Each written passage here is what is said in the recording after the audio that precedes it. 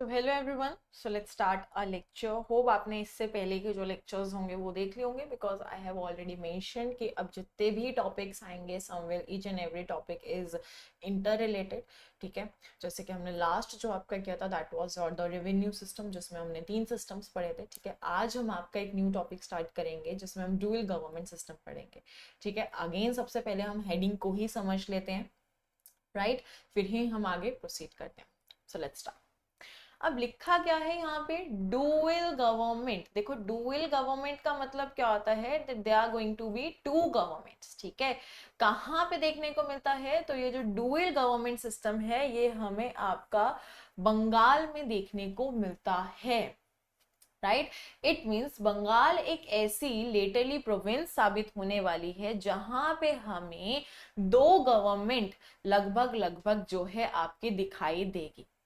ठीक है, चलिए अब ये जो डुअल गवर्नमेंट सिस्टम है कब से कब तक रहता है? तो 1765 से लेके ये 1772 तक आपका हमें देखने को मिलता है। अब देखो होता क्या है, अगर आपको याद हो तो हमने बैटल्स पढ़ी थी, राइट? एक हमने प्लासी पढ़ी थी और एक हमने बक्सर पढ़ी थी। अब ये जो आपका डुअल गवर्नमेंट वाली बात होती है ये बस इन्हीं बैटल्स के थोड़े से बाद के बात होती है। ठीक है, क्योंकि होता क्या है, हम अगर बैटल ऑफ बक्सर देखते हैं तो बैटल ऑफ बक्सर में जीते कौन थे? आपके ब्रिटिशर्स जीते थे। और जब ब्रिटिशर्स जीत गए थे तो उन्होंने किसका कत्ल कर दिया था? तो अगर आपको याद हो तो नवाब ऑफ बंगाल का उन्होंने वहां पे एक ही बार में खात्मा कर दिया था, राइट? तो अब होता क्या है, जब नवाब ऑफ बंगाल ही नहीं रहते हैं मेजरली, तो वहां पे रहेंगे कौन? ब्रिटिशर्स ही तो रहेंगे, क्योंकि जीते वो थे। ठीक है, तो ब्रिटिशर्स ही क्या है, दो गवर्नमेंट का सिस्टम लेके आते हैं। आज हमें उसी दो गवर्नमेंट के सिस्टम को बहुत डीपली स्टडी करना है, बिकॉज क्वेश्चन जो है इस सिस्टम से बहुत ज्यादा फॉर्म होने के चांसेस आपके होते हैं। Okay, let's start. अब क्या देखने को मिलता है कि the East India Company become the real master of Bengal. जैसे कि अभी मैंने कहा कि जैसे ही वो बक्सर की लड़ाई जीत लेते हैं, और उन्होंने प्लासी की भी लड़ाई जीती थी, जैसे ही वो जीत लेते हैं वो क्या बन जाते हैं? रियल मास्टर्स बन जाते हैं। किसके? आपके बंगाल के जो है रियल मास्टर्स वो बन जाते हैं। अब होता क्या है कि जो रॉबर्ट क्लाइव होते हैं, अगर आपको याद हो रॉबर्ट क्लाइव का रोल हमने कहाँ पे पढ़ा है? आपके प्लासी में पढ़ा है, राइट? किसके साथ? सुजाउद्दीन दौला के साथ ही हैड अ बैटल। ठीक है, और रीजन क्या था? ब्लैक होल इंसिडेंट था, राइट? तब हमने सुना था किसका नाम? रॉबर्ट क्लाइव का नाम, बिल्कुल सही। चलिए, रॉबर्ट क्लाइव सेटअप करते हैं बहुत ही ज्यादा infamous dual system of government, मतलब एक ऐसा सिस्टम वो सेटअप करते हैं जो बहुत ज्यादा तारीफ के लायक नहीं था। कि हाँ ले आए तुम तो ठीक है, बट एज सच इसमें तारीफ करने लायक कुछ भी नहीं था, राइट? अब ये करते क्या है, ये बंगाल में आते हैं, ठीक है? किसके बाद? Treaty of Allahabad. मैं आपको फटाफट से रिकैप दे देती हूँ। जब हम आपके ट्रीटी ऑफ इलाहाबाद की बात करेंगे तो ट्रीटी ऑफ इलाहाबाद आपकी हुई कब है? बैटल ऑफ बक्सर में। ठीक है, क्यों? क्योंकि यहाँ पे कौन थे? दो तो नवाब थे, एक बंगाल के थे जिनकी मेजर क्या थी? लड़ाई थी, जिनका नाम था मीर कासिम। फिर कौन थे? आपके अवध के नवाब। और इनके साथ कौन थे? आपके मुगल इंपीरियर शाह आलम। ठीक है, चलिए अब जब हुई क्या, जब बैटल ऑफ बक्सर हुई, तो देखो बैटल ऑफ बक्सर में मुनरो जी ने क्या कर दिया था? ये जो बंगाल के नवाब है इनको तो मार दिया था। ठीक है, अब जब मुनरो जी ने क्या करा, जिस इंसान की ही मेजर लड़ाई थी उस इंसान को ही मार दिया, तो जो दो सपोर्टर्स थे वो तो क्लूलेस हो गए कि यार लड़ाई तो इसी इंसान की थी, हम तो बस सपोर्ट कर रहे थे, है ना? तो जब ये मेजर लड़ाई वाला ही मर गया तो हम दोनों करेंगे क्या? ठीक है, तो इसी को देखते हुए ब्रिटिशर्स इन दोनों के साथ क्या कर लेते हैं? एक ट्रीटी कर लेते हैं, जिस ट्रीटी को बोला जाता है ट्रीटी ऑफ इलाहाबाद। अब ट्रीटी ऑफ इलाहाबाद ब्रीफ में बता देती हूँ। ट्रीटी ऑफ इलाहाबाद में क्या कहा था कि जब ब्रिटिशर्स जो है आपके नवाब ऑफ अवध के पास जाते हैं तो उनसे डिमांड रखते हैं कि आप मुझे क्या दे दीजिए? आप मुझे इलाहाबाद दे दीजिए। ठीक है, इसके साथ साथ वो 50 लाख रुपए भी मांगते हैं, बिल्कुल सही। चलिए, सबसे पहले यहाँ पे क्या आ गया, हमें क्या देखने को मिला कि ब्रिटिशर्स ने किसकी डिमांड रख ली थी? यहाँ पे आपके इलाहाबाद की डिमांड रखी थी। किससे डिमांड रखी थी? तो जो आपके नवाब ऑफ अवध हैं उनसे ये डिमांड जो है रखी गई थी। अब हुआ क्या, ये जो आपकी ट्रीटी होती है 2 पार्ट्स में होती है। पहला पार्ट नवाब के साथ हो गया, दूसरा पार्ट होता है मुगल इंपीरियर शाह आलम 2 के साथ। अब ये कैसे होता है? अब जो इलाहाबाद इन्होंने यहाँ पे नवाब के साथ लिया था, उसी इलाहाबाद को क्या करते हैं, मुगल इंपीरियर को गिफ्ट कर देते हैं। ठीक है, बोलने को देखो गिफ्ट कहा जाता है, बट एक्चुअल में ये हाँ जो इलाहाबाद है वो मुगल इंपीरियर को दे देते हैं और कहते हैं अरे आप तो मुगल इंपीरियर, हमारी कहाँ इतनी हिम्मत कि हम आपसे लड़ेंगे, है ना। तो इससे क्या होता है, मुगल इंपीरियर थोड़ा सा चढ़ जाता है और वो कहते हैं मांग लीजिए अगर आपको कुछ मांगना है। तो इसी मांगने के चक्कर में देखो फारूक सियार ने भी हमें डुबाया, फरमान देके, ट्रेड कार्ड देके, ठीक है, और इस मुगल इंपीरियर शाह आलम ने भी हमें डुबाया। ठीक है, अब मांगने के चक्कर में वो क्या मांग लेते हैं, दीवानी मांग लेते हैं, या I will say Deewani right मांग लेते हैं। ठीक है, मेजरली दीवानी राइट क्या होता है आपका, लैंड रेवेन्यू राइट होता है। ठीक है, या आई से रेवेन्यू राइट होता है, लैंड रेवेन्यू भी कह लो। ठीक है, शॉर्ट फॉर्म में उसको रेवेन्यू राइट भी कंसीडर किया जाता है कि ठीक है कि आप क्या हो, रेवेन्यू कलेक्ट कर सकते हो।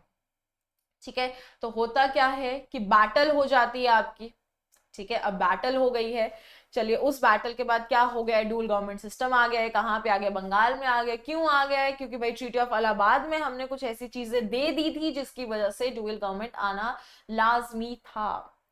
अब अगेन हमने ट्रीटी ऑफ इलाहाबाद समझ ली है। याद रखिएगा ट्रीटी ऑफ इलाहाबाद कब हुई थी आपकी, 1765 में हुई थी। किसके बाद हुई थी, तो मेजरली ये जो आपकी बैटल ऑफ बक्सर है उसके बाद हमें ट्रीटी ऑफ इलाहाबाद जो है वो देखने को आपकी मिलती है। चलिए आगे चलते हैं फिर।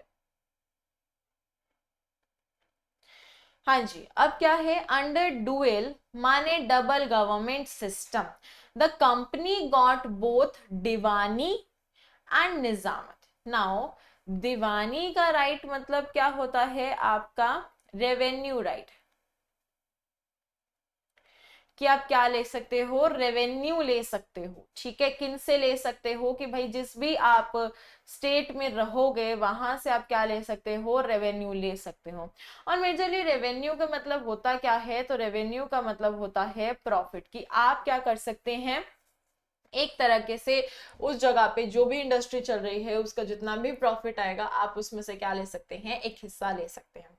तो एक मेजर राइट तो दीवानी मिल गया था, दूसरा मिल जाता है निजामत। निजामत का मतलब क्या होता है, एडमिनिस्ट्रेशन, सिविल एडमिनिस्ट्रेशन, यानी पेपर वर्क। मान लेते हैं एक स्टेट है, एक यूटी है, तो स्टेट और यूटी के भी तो पेपर वर्क होते हैं। अब कहीं रोड टूट गई है तो उसको रोड ठीक कराने के लिए एक प्रॉपर ऑफिशियल नोटिस बनेगा। ठीक है, फिर एक अमाउंट के लिए फाइल बनेगी कि भाई कब ये पास होगी तो पैसे आएंगे, फंड्स आएंगे, फिर रोड बनेगी। ठीक है, तो सिविल एडमिनिस्ट्रेशन के भी काम होते हैं। और इजी लैंग्वेज में समझना है तो सिविलियंस के लिए जो पेपर वर्क किए जाते हैं।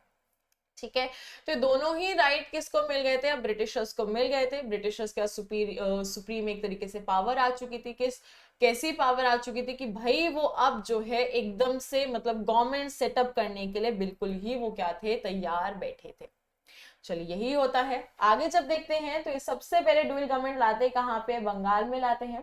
ठीक है, अब दीवानी का सोर्स कौन था, तो देखिए दीवानी एक रेवेन्यू कलेक्टिंग सोर्स है, या फिर हम कह सकते हैं दीवानी एक रेवेन्यू कलेक्टिंग राइट है। ठीक, बड़ा राइट है। ठीक है, तो वो नेशनल लेवल पे ही मिल सकता है रेवेन्यू। अब खुद बताइए स्टेट लेवल पे थोड़ी रेवेन्यू कलेक्ट होता है। ठीक है, आज भी अगर हम बात करते हैं तो नेशनल लेवल पे ही रेवेन्यू आपका कलेक्ट होता है। ठीक है, एक ही बजट बनता है, अब स्टेट के अलग अलग थोड़ी बजट बनते हैं, है ना। तो वही बात थी, ये जो दीवानी राइट है किससे लिया था, मुगल इंपीरियर से लिया था। और ये जो निजामत है किससे लिया था, आपके नवाब ऑफ बंगाल से लिया था। मेनली निजामत जो है लिया नहीं गया था, निजामत इन्होंने अडॉप्ट कर लिया था। वाई सो, बिकॉज जैसे मैंने मेंशन किया इसमें बैटल ऑफ बक्सर के बारे में, तो बैटल ऑफ बक्सर में तो इन्होंने मार दिया ना। अब बैटल ऑफ बक्सर में क्या कर दिया इन लोगों ने, तो मार दिया है। जो आपके बंगाल के नवाब थे उनका तो मर्डर कर दिया है। ऑब्वियस सी बात है, जब उस इंसान का मर्डर ही हो गया है तो फिर कुछ भी ले लो तो क्या जा रहा है। ठीक है, तो हाँ जो दीवानी राइट है वो मुगल एम्पायर से इन्होंने मांगा और मुगल एम्पायर ने इनको दिया। अगेन बेवकूफी की, जैसे फारूक सियार ने की थी, तभी इनको weak successors of later Mughals कहा जाता है। ठीक है, देन फिर निजामत किससे ले लिया, लिया नहीं, खुद ही मतलब अडॉप्ट कर लिया। किससे ले लिया, नवाब ऑफ बंगाल से ये जो है आपका ले लेते हैं। चलिए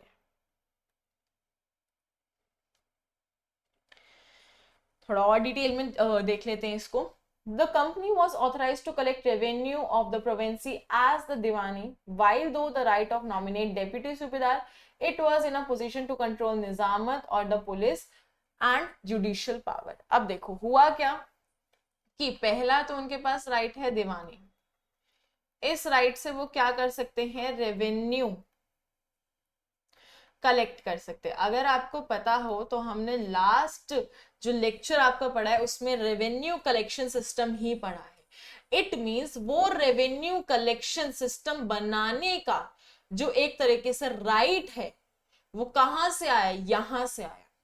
ठीक है, यहां से इन्होंने क्या मिल गया, रेवेन्यू कलेक्शन का राइट मिल गया। तभी इन्होंने रेवेन्यू कलेक्शन के लिए क्या बना दिए, सिस्टम बना दिए। ठीक है, बिल्कुल सही। अब इन्होंने सिस्टम बना दिया, उसके बाद इन्होंने क्या कर दिया, नॉमिनेट कर, इनके पास एक राइट टू नॉमिनेट भी आ गया, दैट इज डेप्यूटी सूबेदार। अब डेप्यूटी सूबेदार का क्या काम था, सेकंड पावर याद कीजिए क्या है, निजामत है। इस निजामत पावर में सिविल एडमिनिस्ट्रेशन में सब कुछ आ जाता है। ठीक है, पुलिस भी आ जाएगी, जुडिशरी भी आ जाएगी, अगर मैं बात करूं म्युनिसिपल कॉरपोरेशन भी ही आ जाएगा। राइट, तो भाई इतनी पावर्स को लगभग संभालने के लिए कोई एक पोस्ट चाहिए, कोई एक इंसान चाहिए, और वो इन्होंने क्या बना दिया, डेप्यूटी सूबेदार एक पोस्ट बना दी कि भाई जो भी यहाँ पे बैठेगा वो ये तीनों चीजों को क्या करेगा, ऑपरेट करेगा। इन तीनों चीजों पे उसका क्या होगा, एक तरीके से पूरा कमांड होगा। ठीक है, उसके बाद ये जो आपका डेप्यूटी सूबेदार होता था, इसको कोई भी रिमूव नहीं कर सकता अनटिल और अनलेस कंपनी खुद ना आके इसको बोल दे कि भैया अपनी गद्दी से उठ जाओ। जब तक कंपनी आके नहीं बोलेगी तब तक ये इंसान सूबेदार की पोस्ट पर ही बना रहेगा, तब तक ये इंसान अपनी सूबेदार की पोस्ट को नहीं छोड़ेगा, चाहे फिर आंधी आ जाए, तूफान आ जाए, या किसी भी जगह का नवाब आ जाए, चाहे मुगल इंपीरियर ही क्यों ना आ जाए, ये पोस्ट ऐसी थी।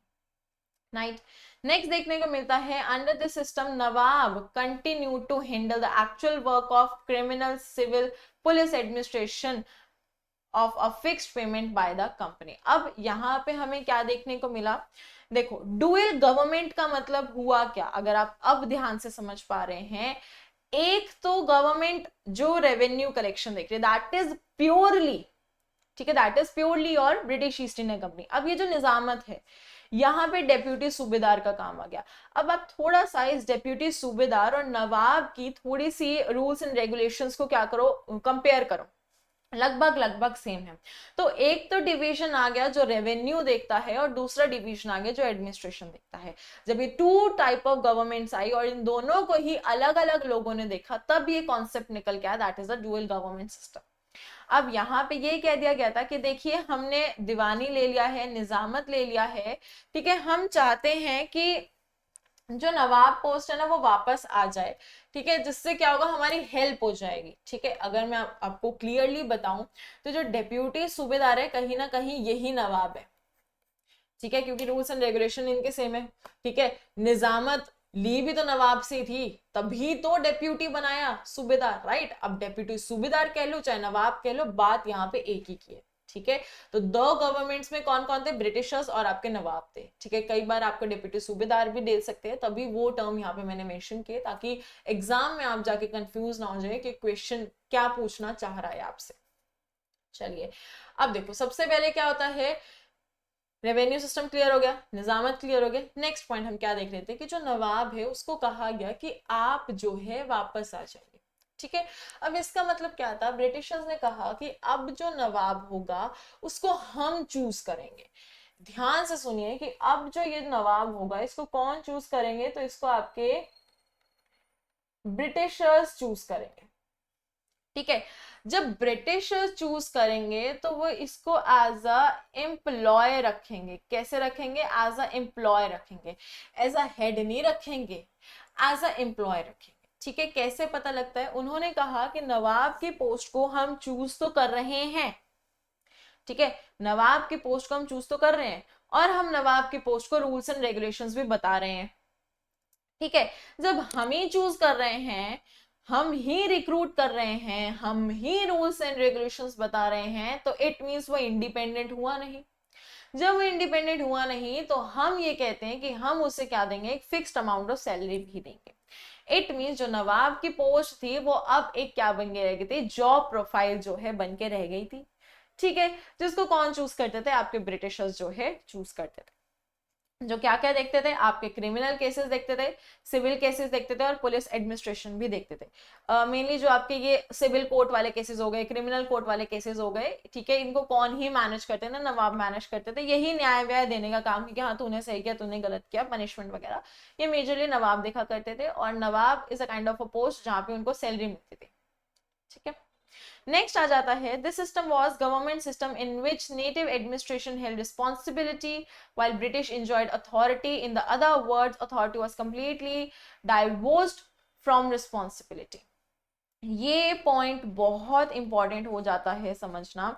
अब हुआ क्या, देखो, जो आपके ब्रिटिशर्स थे, दे वर हैप्पी विद दीवानी। उनको बंगाल के लोगों से कोई लेना देना था ही नहीं। ठीक है, उन्होंने बंगाल के लोगों से लेना देना छोड़ ही दिया बिल्कुल ही। ठीक है, दे वर हैप्पी विद दीवानी। इन्होंने बंगाल की देख रेख के लिए नवाब को वापस बुलाया तो सही, बट कह दिया नवाब जो है इज अ जॉब, हम तुम्हें क्या देंगे, सैलरी देंगे। जिससे हुआ क्या, एक अथॉरिटी नवाब की, एक अथॉरिटी ब्रिटिशर्स की। बट इन दोनों ने अथॉरिटी लेने में ये इतना बिजी हो गए कि ये भूल गए कि बंगाल जो है वहां पे लोग भी रहते हैं, बंगाल के लोगों की नीड्स भी हैं, और एज अ हायर अथॉरिटी हमारी ये रिस्पॉन्सिबिलिटी है कि नीड्स को सेटिस्फाई करें। ठीक है, उन नीड्स को रीच कर पाए। बट ये दोनों ही अपनी पावर में और अपने जॉब टाइटल में इतना ही बिजी हो गए कि ये लोग क्या है, रिस्पॉन्सिबिलिटी से बिल्कुल ही दूर हो गए। ठीक है, वही बात लिखी गई है, that authority was completely divorced from responsibility. कि जहां अथॉरिटी के साथ नंबर ऑफ रिस्पॉन्सिबिलिटीज आती हैं, इन दोनों ने डिसाइड किया कि हम अथॉरिटी तो एंजॉय करेंगे बट रिस्पॉन्सिबिलिटी जाने दो, हमें रिस्पॉन्सिबिलिटी से कोई भी फर्क नहीं पड़ता है। राइट, इसीलिए क्या देखने को मिलता है, हमें जो डुअल गवर्नमेंट सिस्टम है, latterly you will get to know कि बहुत बड़ा फ्लॉप भी क्रिएट होती है। तभी आगे लिखा था इनफेमस। ठीक है, इसीलिए बिकॉज ये अथॉरिटी तो एंजॉय कर लेते हैं बट रिस्पॉन्सिबिलिटी कहीं ना कहीं नहीं कर पाते हैं, जिसकी वजह से जो बंगाल के लोग हैं वो विद्रोह भी करने लग जाते हैं। तो एक पॉइंट पे हमें ये डुअल गवर्नमेंट सिस्टम को जो है थोड़ा सा एंड करना पड़ता है। चलिए, होप आपके यहाँ तक समझ आया होगा। अब आगे चलते हैं। नेक्स्ट वही बात है, Bengal now have two master, the nawab and the company. वही चीज मैंने कही कि इनके पास टू मास्टर्स हैं, एक नवाब हो जाएगी, एक आपकी कंपनी हो जाएगी। ठीक है, क्या लिखा है, nawabs are responsible for general administration, maintenance of law and order and justice and criminal cases. मतलब जितने भी आपके एक जगह में कार्य होते हैं, ठीक है, जस्टिस के रिलेटेड हो गया, इंडस्ट्री के रिलेटेड हो गया, कोई बिजनेस के रिलेटेड हो गया, कुछ भी, वो सब नवाब देख रहे थे। ठीक है, कंपनी क्या देख रही थी, company had military power, the right to collect and use the revenue of Bengal. Company के पास क्या आ गया था कि भाई मिलिट्री की पावर आ गई थी, कंपनी के पास रेवेन्यू कलेक्शन की पावर आ गई थी, एंड कंपनी जो है उस कलेक्टेड रेवेन्यू को अपने अकॉर्डिंग क्या कर रहा था, यूटिलाइज भी कर रहा था। इन्हीं डिवीजन, इन्हीं टू मास्टर्स की पावर को हम क्या बोलते हैं, डुअल गवर्नमेंट सिस्टम जो है बोलते हैं, जो बंगाल में कहीं ना कहीं एक डिजास्टर लेके आता है। ये चीज याद रखेगा, it was actually a disaster. सुनने में बहुत इजी लगता है कि हाँ भाई दो पावर डिस्ट्रीब्यूट कर दिए, एक ये संभाल रहा है, एक वो संभाल रहा है, बट उन दोनों पावर्स के साथ उन दोनों पावर्स की रिस्पॉन्सिबिलिटीज भी आती हैं। तो जब तक आप उन रिस्पॉन्सिबिलिटीज को नहीं संभालते हैं तब तक उन पावर्स का कोई फायदा नहीं होता है। तो वो पावर्स आई गई एक ही जैसी आपको फील होती है। वही चीज यहाँ पे धीरे धीरे होने लगती है। शुरू शुरू में each and everyone was very much happy that they were having power now, but latterly उनको कहीं ना कहीं ये सारी चीजें जो है इतनी सुटेबल नहीं लगती। आगे देखते हैं, the company had no responsibilities and enjoyed power. Again देखो उनके पास मिलिट्री पावर है, कलेक्शन है, यूज है, बट उन्होंने कलेक्शन अच्छे से नहीं करी, पैसे भी अच्छी तरह यूज नहीं किए, और मिलिट्री को तो भाई उन्होंने बिल्कुल भी अच्छी तरह यूज नहीं किया, जिसकी वजह से कहा जाता है कि उन्होंने पावर एंजॉय की, बट उनकी जो रिस्पॉन्सिबिलिटीज थी, उनकी जो रूल्स एंड रेगुलेशन रिस्पॉन्सिबिलिटी थी, वो उनको निभा नहीं पाए बिल्कुल भी। ऑन द अदर हैंड बात करते हैं, नवाब वॉज बर्डन विद रिस्पॉन्सिबिलिटीज। अब ये मैं कैसे बोल रही हूँ, एडमिनिस्ट्रेशन देखो ना, इनके पास 3 पावर है भाई, गिनने में यहाँ पे कितनी होगी, 1 2 3 4 5, 5 तो गिनने में ही होगी, और ये 5 पावर्स फर्दर आगे डिवाइडेड होती है। देखो अब जस्टिस की जब मैं बात करती हूँ, तो जस्टिस भी, अगर हम आज के टाइम पे भी जस्टिस की बात करते हैं, तो they are courts, right. Courts में भी मैं सिर्फ डिस्ट्रिक्ट कोर्ट की या सबॉर्डिनेट कोर्ट की बात करती हूँ, तो उसमें भी देखो 3 टाइप ऑफ कोर्ट्स आ जाते हैं, ठीक है। एक आता है आपका civil court, which is further divided into 3 courts, फिर आता है क्रिमिनल कोर्ट जो फिर 3 कोर्ट्स में डिवाइडेड है, फिर आता है रेवेन्यू कोर्ट जो 2 कोर्ट्स में डिवाइडेड है, right. It means justice individually is further divided into number of divisions, ठीक है। फिर मेंटेन्स लॉ एंड ऑर्डर। अब लॉ एंड ऑर्डर में तो मैं आज के टाइम पे बात करूं, तो देखो हेलमेट ना पहनना भी लॉ ब्रेक है, एक्सीडेंट करना भी लॉ ब्रेक है, तो कितने सारे लॉज को मेंटेन करने की पावर आ जाती है। जनरल एडमिनिस्ट्रेशन, मान लो कि भाई रोड टूट गई है, कोई बिल्डिंग टूट गई है, रेनोवेट कराना है, ठीक है, तो कितनी सारी रिस्पॉन्सिबिलिटीज जो है हमें नवाब के ऊपर आपकी क्या है देखने को मिलती है, राइट। तो यही चीज यहाँ कही गई है कि भाई ब्रिटिशर्स ने पावर लेके एंजॉय किया, और बेचारा नवाब जो है, देखो एंजॉय उसने भी किया, रिस्पॉन्सिबिलिटी उसने भी नहीं निभाई, ठीक है। मे भी शायद से इसीलिए बिकॉज उसका बर्डन आ गया था पावर्स का, ये भी पॉसिबिलिटी हो सकती है, राइट। तो क्या देखने को मिलता है कि भाई ब्रिटिशर्स के पास बहुत कम रिस्पॉन्सिब पावर्स थी, रिस्पॉन्सिबिलिटीज थी, लेकिन उन्होंने से पावर एंजॉय की। यहाँ बेचारा नवाब जो था दबा पड़ा था, किससे दबा पड़ा था, आपके इन सारी रिस्पॉन्सिबिलिटी से दबा पड़ा था, ठीक है। एक और चीज देखने को मिलती है कि जब आपके पास रिस्पॉन्सिबिलिटीज हैं, तो उन रिस्पॉन्सिबिलिटीज को सेटिस्फाई करने के लिए आपके पास प्रॉपरली सोर्सेज भी होने चाहिए। अनटिल और अनलेस आपके पास सोर्सेज नहीं है, so you will not able to satisfy these needs, to satisfy whatever जो आपकी जनता चाहती है वो करना, राइट। और वही चीज कहीं ना कहीं नवाब के साथ भी हुई थी। देखो उसके पास इतनी सारी क्या थी आपके पास, मतलब रिस्पॉन्सिबिलिटीज थी, उसके सोर्सेज नहीं थे, क्योंकि उसको कहा गया कि हमने तुम्हें जॉब पे रखा है, तुम्हें सैलरी दे रहे हैं, तुम्हें इसी में गुजारा करना है, तो वो भी क्या करता, उसने भी कहा फिर जो होता है होने रहो, ठीक है। वही यहाँ देखने को मिलता है कि देखिए उसके पास कोई भी सोर्सेज नहीं था, जिसकी वजह से वो रिस्पॉन्सिबिलिटी जो है अच्छे से नहीं निभा पाया, ठीक है। नेक्स्ट आ जाता है, Indian officials were appointed by the company to collect revenue. अगर आपने ध्यान दिया होगा तो हमने लास्ट में ही 3 रेवेन्यू सिस्टम पढ़े हैं, जमींदार सिस्टम पढ़ा है, रैयतवारी सिस्टम पढ़ा है, महलवारी सिस्टम पढ़ा है। जमींदार सिस्टम में जमींदार की बात की गई थी, महलवारी सिस्टम में किसकी बात की गई थी, तो भाई आपके मिडलमैन की बात की गई थी, और रैयतवारी में एज सच कोई मिडलमैन था ही नहीं। तो इन्होंने यही लिखा है कि जो आपके ब्रिटिशर्स थे, उन्होंने अगेन अपनी जो मेजर रिस्पॉन्सिबिलिटी थी ना, वो किस पे डाल दी थी, फिर आगे 3 लोगों पे डाल दी थी, ठीक है। वो भी हमें यहाँ पे जो है देखने को मिल जाता है। फिर हुआ क्या, the greed corruption oppression of these officials left the peasant in a condition to utter misery, the company was indifferent to the people's welfare. अब होता क्या है, हमने लास्ट में ही तीनों रेवेन्यू सिस्टम पढ़े हैं, एंड अगर चाहे मैं जमींदार सिस्टम की बात करूं, तो जमींदार भी बहुत ज्यादा क्या था, परेशान था इस सिस्टम से, he was not happy with the system, he was just doing it, right. Similarly मैं महलवारी में जाऊंगी, तो महलवारी में भी हमने यही पढ़ा कि जो जब हमने मिस यूज देखते हैं या फिर इम्पैक्ट देखते हैं या इश्यूज देखते हैं, तो उसमें हमने यही चीज पढ़ी थी कि यार जो अब क्या है, जो आपके मिडल मैन थे, ये जो आपके क्या थे, हेड ऑफ विलेज थे, वो क्या कर रहे थे, करप्शन कर रहे थे, ठीक है। वो करप्शन कर रहे थे, they were not loyal to their job, तो जिससे क्या हो रहा था कि जो आपके बेचारे फार्मर्स है, वो तो तीनों ही रेवेन्यू सिस्टम में पिसते हुए दिखाई दिए कहीं ना कहीं। I am not talking about your land security currently, I am talking about जो वो पे कर रहे थे, पेमेंट के बारे में, ठीक है। तो उस केसेस में तो तीनों में ही पिसते दिखे, ठीक है, जिसकी वजह से क्या हुआ कि जो कंपनी है उसने इन इश्यूज पे ध्यान नहीं दिया, और कंपनी जो है बहुत ही डिफरेंट तरीके से अब क्या होने वाली थी, हिट होने वाली थी इन सारे फेलियर से, ठीक है। चलिए आगे चलते हैं। नेक्स्ट, जब हम इस पीरियड की बात करते हैं तो this period was characterized by, क्या था, रैम्पेड करप्शन थी, ठीक है, among the servants the company who made full use private trading and enriched themselves। यहाँ पे देखा गया कि कंपनी जो है उसने सिर्फ अपना ही भला देखा, ठीक है, उसने, और जैसे आपके नवाब हो गए, पीजेंट्स हो गए, ठीक है, ये जो मिडल मैन्स हो गए, इनका भला नहीं देखा, तो इन लोगों ने भी एक ही रास्ता अपनाया, करप्शन का, ठीक है। अब जिससे हुआ क्या कि जो आपका रेवेन्यू कलेक्शन वो एक्सेसिव वे में होने लग गया।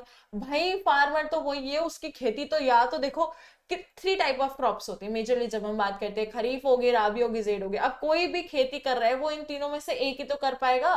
कौन सा एक लैंड पे वो तीनों की ही उगा देगा कि हाँ पूरे ही साल आना उसको पैसे आते रहे?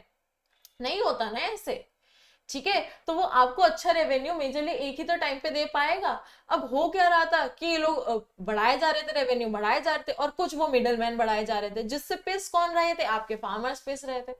एंड मैंने पहले भी कहा था कि हमारी मैक्सिमम जो क्या कहते हैं GDP, that is based on agriculture, it means maximum population क्या थी? आपकी फार्मर्स ही थी, ठीक है। तो कहीं ना कहीं मैक्सिमम पॉपुलेशन को ही क्या हो रहा था? बहुत ज्यादा नुकसान हो रहा था, बहुत ज्यादा वो पिस रहे थे, ठीक है। फिर क्या देखने को मिलता है? तो कंपनी है इससे लॉस में जाने लग जाती है, बिकॉज भाई फार्मर के पास तो लिमिटेड ही पैसा होगा, कौन सा वो सोने की खदान लेके बैठा है? सोने की खदान लेके बैठा होता तो राजा होता, फार्मर क्यों होता वो, राइट।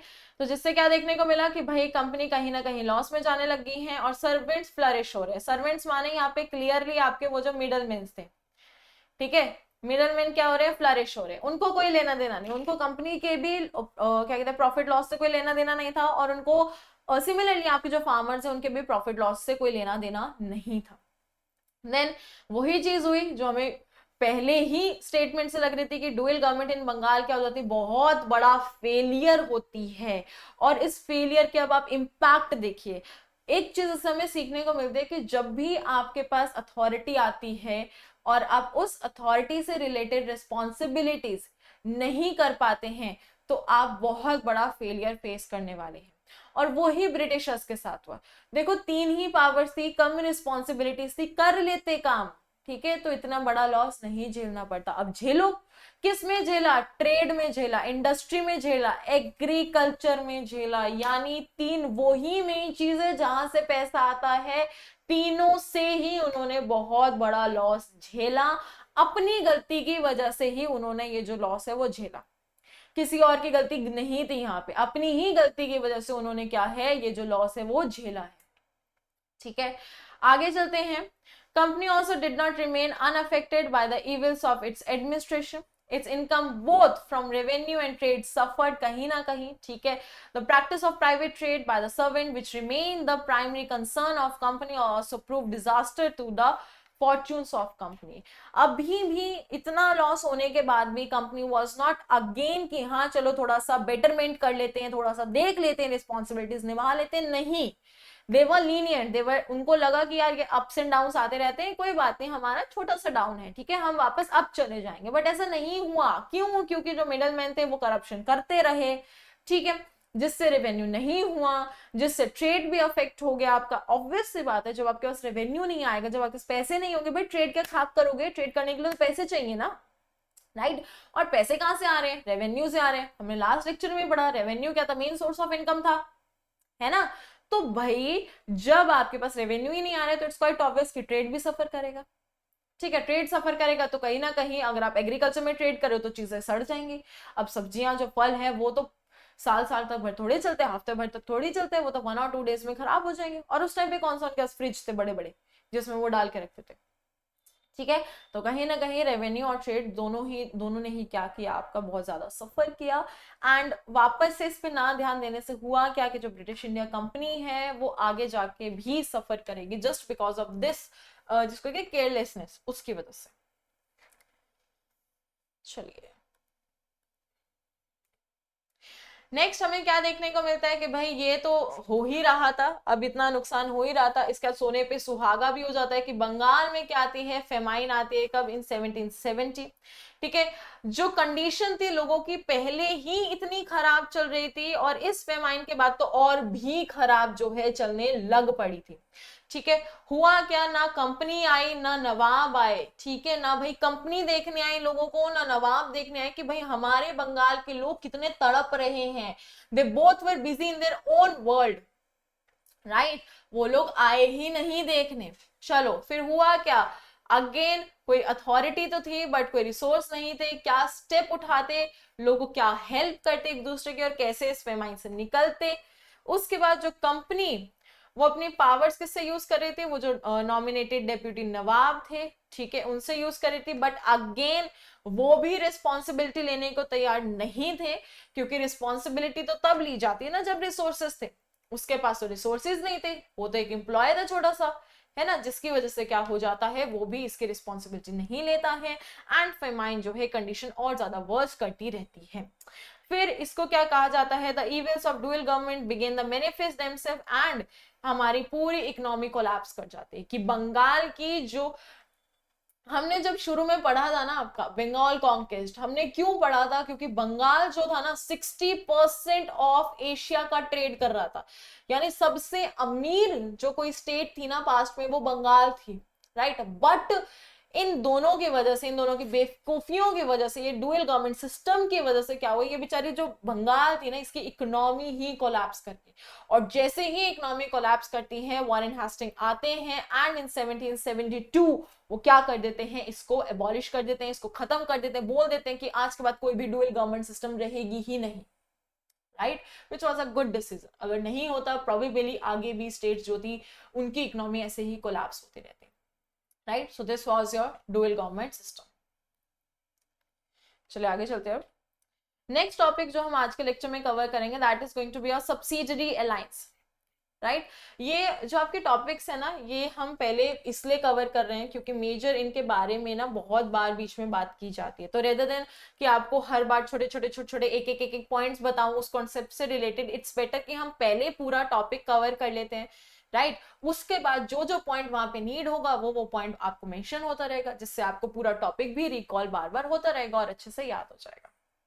चलिए, सब्सिडी रिलायंस सिस्टम था क्या इंडियन रूलर्स के लिए, अगर मैं आपको बता दूं it was a kind of a contract. चलो पहले एक एग्जांपल समझ लेते हैं, ठीक है, एक्चुअली में था क्या, फिर हम आगे चलते हैं थ्योरी में।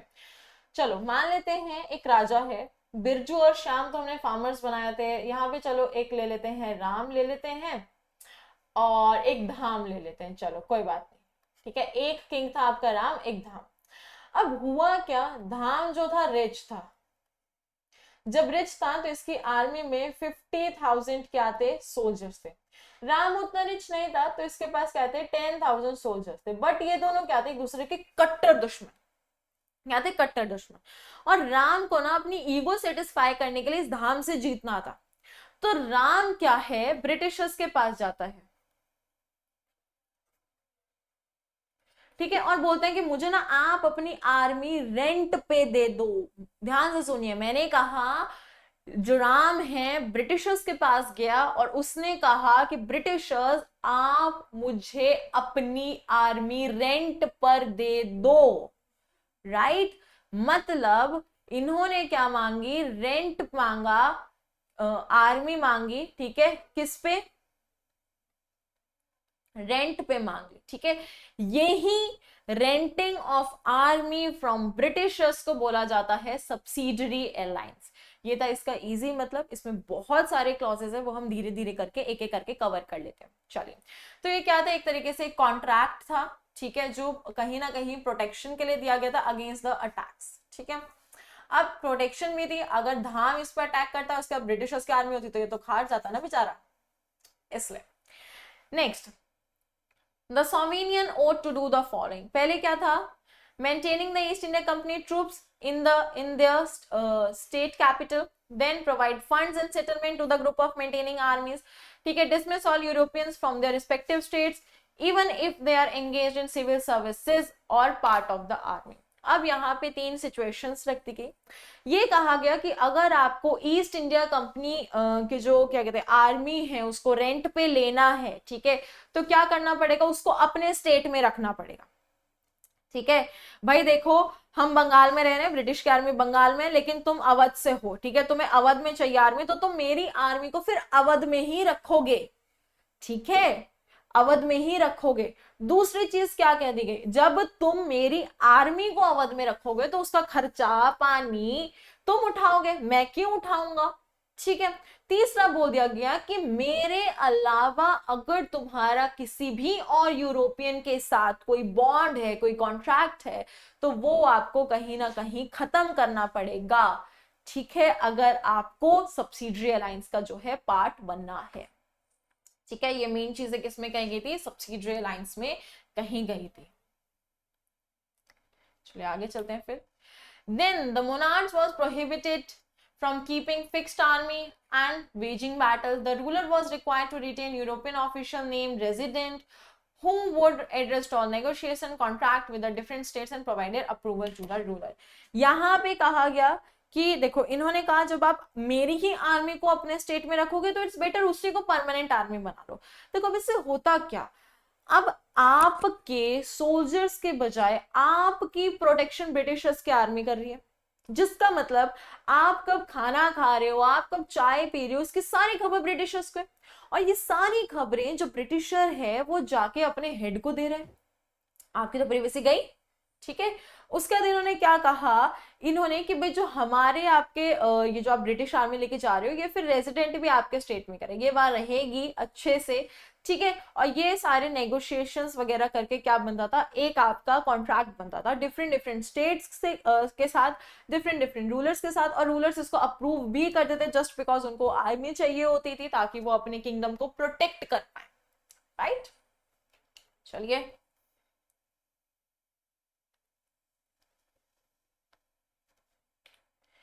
नेक्स्ट, अब पॉलिसीज क्या आती है सब्सिडरी लाइंस। जब मैं सब्सिडरी लाइंस की बात करती हूँ तो सबसे पहले सब्सिडरी लाइंस लेके कौन आए थे, ड्यूप्लेक्स आए थे, बिल्कुल सही, वही तेज तरार दिमाग वाला ड्यूप्लेक्स जिसकी वजह से फर्स्ट और सेकंड कर्नाटिक वॉर कौन जीत गए थे, आपके फ्रेंच जीत गए थे, क्योंकि उनकी बहुत कनिंग सी स्ट्रैटेजी थी। क्या कनिंग स्ट्रैटेजी थी कि देखिए हम अपने सोल्जर्स को ब्रिटिश की आर्मी में भेज देते हैं, ब्रिटिश की यूनिफॉर्म पहना के, तो वो आपस में ही लड़ने लग जाएंगे, ठीक है। वही ड्यूप्लेक्स, बिल्कुल वही फ्रेंच का सबसे इंपॉर्टेंट गवर्नर, वही वही, ठीक है। सबसे पहले जो सब्सिडरी अलायंस का कॉन्सेप्ट था ये उसी खुराफाती के दिमाग में आया था, ठीक है। लेकिन इसको इंडिया में प्रॉपरली ऑर्गेनाइज कौन करते हैं, तो लॉर्ड वेल्सले करते हैं आपके, ठीक है। प्रॉपरली कौन ऑर्गेनाइज कर देते हैं, तो लॉर्ड वेल्सले कर देते हैं। अब नेक्स्ट पॉइंट क्या कहते हैं कि जो भी रूलर्स थे वो क्या करते हैं, आपके डिसाइड करते हैं सब्सिडरी अलायंस में आना, ठीक है। वो एक तरह से क्या कहते हैं कि हाँ हम अपनी जो मिलिट्री फोर्सेस है उसको गिव अप कर रहे हैं, अपनी मिलिट्री फोर्सेस गिव अप कर रहे हैं, और जो ब्रिटिशर्स की मिलिट्री है उसको क्या कर रहे हैं, एक्सेप्ट कर रहे हैं, ठीक है। यानी वो अपने मुंह से कह देते थे कि हाँ भाई जो हमारे साथ लॉयल लोग हैं वो जाओ, ठीक है, और जो हमारे दुश्मन है वो घर पे आके बैठ जाओ। ये बात कौन कहते थे, खुद वो इंडियन रूलर्स कहते थे, ठीक है। देन नेक्स्ट क्या देखने को मिलता है कि जो मोनार्च थे, जो किंग होते थे, फिर इनको क्या करना पड़ता था, उन ब्रिटिशर ट्रूप्स की मेंटेनेंस देखनी पड़ती थी। अब देखो ब्रिटिशर ट्रूप्स की मेंटेनेंस कैसे होती थी, ठीक है। आप उनको सैलरी दोगे, अगर वो शॉपिंग पे जा रहे हैं तो आप उनके शॉपिंग के पैसे दोगे, अब वो डिनर पे जा रहे हैं तो आप उनके डिनर के पैसे दोगे, ठीक है। इट मींस ये सारा खर्चा कौन उठाता था, आपके वो बेचारे रूलर्स उठाते थे। अब देखो रूलर्स के पास भी एक लिमिटेड अमाउंट ऑफ फंड होता है फॉर हिज आर्मी, ठीक है। ऐसा तो नहीं अनलिमिटेड है, एक लिमिटेड होता था। तो क्या होता था, एक पॉइंट के बाद वो जो फंड है आपका कहीं ना कहीं खत्म होने लग जाता था, ठीक है। अब उस केस में ब्रिटिशर्स ने ना एक क्लॉज रखा था कि जब भी आपका आर्मी फंड खत्म होने लग जाए तो आप पता है क्या करोगे, आप जो है अपनी टेरिटरी में से छोटे छोटे छोटे छोटे लैंड पीस जो है हम ब्रिटिशर्स के नाम करते रहोगे। अब जिस एक टाइम पे होता क्या था कि वो अपनी पूरी ही टेरिटरी अपने हाथों से ब्रिटिशर आर्मी के नाम कर देता था। अब ब्रिटिशर आर्मी के आगे भी तो ब्रिटिशर ही लगा है, ठीक है। इट मींस जो ब्रिटिशर्स थे वो उसके पूरे एरिया पे धीरे धीरे करके सेटलमेंट करने लग जाते थे। चलिए वही चीज है। देन द ब्रिटिश रिस्पॉन्स, फिर ब्रिटिश आर्मी की रिस्पॉन्सिबिलिटी क्या होती थी। अब चलो ये तो बात आपकी बिल्कुल सही होगी कि हाँ उसका एक्सपेंस दे रहा हूँ, सारा खर्चा उठा रहा हूँ, okay well well and good, बिल्कुल मान गया मैं आपके। अब ब्रिटिशर मेरे को इन रिटर्न क्या देंगे, तो ब्रिटिशर्स क्या करेंगे, जो आपका रूलर है ना उसकी जो पूरी वो जो किंगडम है उसको प्रोटेक्ट करेंगे, ठीक है। एक्चुअली में प्रोटेक्शन तो नहीं होती थी, वो एक तरह से स्पाइस बन के जाते थे और जो भी वहां की खबरें होते थे वो आपके मेन जो आपके गवर्नर जनरल है उनको आके बताते थे, जो हेल्प करता था उस रूलर को थोड़ा सा और काउंटर करने में, थोड़ा सा और एक्सप्लॉइट करने में, जिससे हम और ज्यादा बेनिफिट्स जो हैं उससे ले सकते थे, ठीक है। चलिए आगे चलते हैं।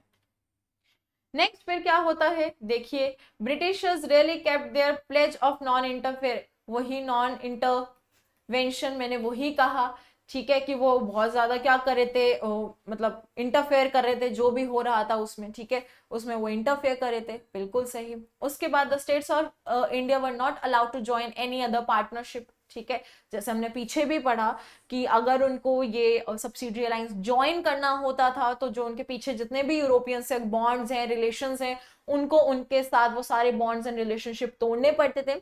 द मोमेंट वो सारे बॉन्ड्स एंड रिलेशनशिप तोड़ देते थे, ठीक है, वैसे ही वो सब्सिडियरी अलायंस के पार्ट बनने के लिए एलिजिबल हो जाते थे, मतलब एलिजिबल क्राइटेरिया भी यहाँ पे रखा गया था एक तरीके से। फिर एक तरीके से क्या था, the idea of subsidiary alliance was a deprive the influence of French considering this rule could not employ foreigners. यहाँ पे एक चीज और देखी गई कि ब्रिटिशर्स ने जब इसको फ्लरिश किया तो जो इनकी कंडीशन थी ना कि यूरोपियन से बॉन्ड तोड़ दो, कहीं ना कहीं वो ये इंडिकेट कर रही थी कि जो आपके जो फ्रेंच के साथ रूलर्स के बॉन्ड्स हैं वो एक तरह से ब्रेक हो जाए, ठीक है, जैसे जो आपके ब्रिटिशर्स हैं उनको और ज्यादा काम मिल सके एंड उनको और ज्यादा प्रॉफिट मिल सके। फिर क्या देखने को मिलता है कि जो आपके इंडियन स्टेट्स होते हैं वो कहीं ना कहीं अप्रूव करने लग जाते हैं। और एक चीज जो ऑब्जर्व की गई थी ना कि जितने भी आपके डिफरेंट डिफरेंट इंडियन स्टेट्स के साथ सब्सिडियरी साइन होती है, सभी के साथ ना डिफरेंट डिफरेंट तरीके के क्लॉज रखे जाते हैं, ठीक है, जैसे ब्रिटिशर्स की नीड होती है वो उस अकॉर्डिंग ही क्लॉज रखते हैं, ठीक है, किनके साथ रखते हैं, आपके डिफरेंट डिफरेंट जो इंडियन स्टेट्स होते हैं उनके साथ रखते हैं, ठीक है। धीरे धीरे क्या हो गया कि जो आपके इंडियन मोनार्च थे उन्होंने अपना कंट्रोल खो दिया, अपने मिलिट्री पे खो दिया, अपने जो फॉरेन अफेयर्स थे, फॉरेन बॉन्ड्स थे उनके साथ खो दिया, और एक पॉइंट के पास उनके पास सिर्फ बच गए ब्रिटिशर्स, जिन अब चाहे ब्रिटिशर्स उनका अच्छा बिहेव करे बुरा बिहेव करे, ठीक है, बचे उनके पास सिर्फ ब्रिटिशर्स ही थे, राइट। चलिए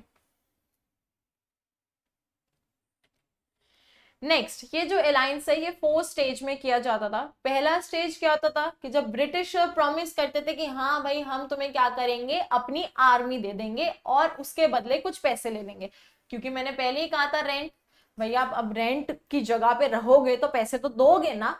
तो पहला स्टेज यही था कि आप मेरी आर्मी ले लो और आप मुझे एक अमाउंट दे दो, ठीक है, रेंट वाली। सेकेंड इसमें क्या चेंज कर दिया गया कि भाई आपको जितने भी आपके पार्टनर्स हैं उनके साथ बॉन्ड तोड़ना पड़ेगा, ठीक है, एंड उसके अलावा, ठीक है, ये जो पार्टनर्स के साथ आप ये एक्सचेंज करते थे अमाउंट वो भी कम करना पड़ेगा और वो सारा सम ऑफ मनी भी मुझे देना पड़ेगा, ठीक है।